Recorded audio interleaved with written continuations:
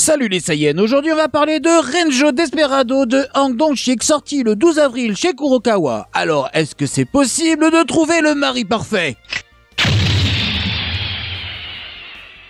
Elle s'appelle Manko, corneille solitaire, âme vagabonde magnifique voyageuse qui arpente les routes peuplées de bandits sanguinaires et de beaux gosses ténébreux, qui sont parfois un seul et même homme. Au cœur des landes sauvages où surgissent dangers et créatures fabuleuses, Manko suit le chemin qu'elle s'est tracé. Malgré ses dons à l'escrime, ce n'est pas la voie du sabre qu'elle a choisi d'emprunter. Malgré son intelligence, ce n'est pas non plus la voie de la sagesse. En effet, la quête qu'elle poursuit est celle du mari parfait.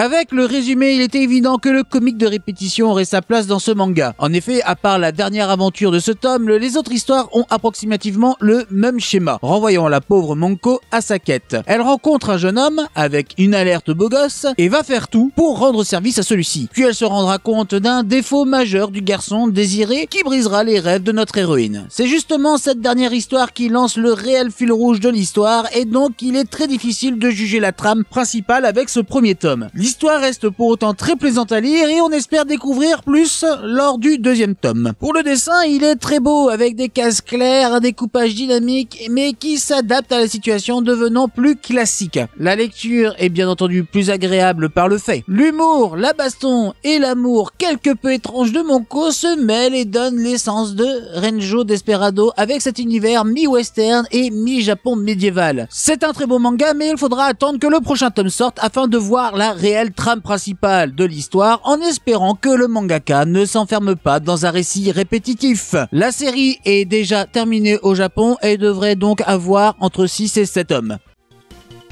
N'oubliez pas de vous abonner, de cliquer sur la petite cloche, un petit pouce bleu, ça fait toujours plaisir si vous avez apprécié la vidéo et vous pouvez même regarder mes anciennes vidéos. Quant à nous, on se retrouve sur YouTube. Matane.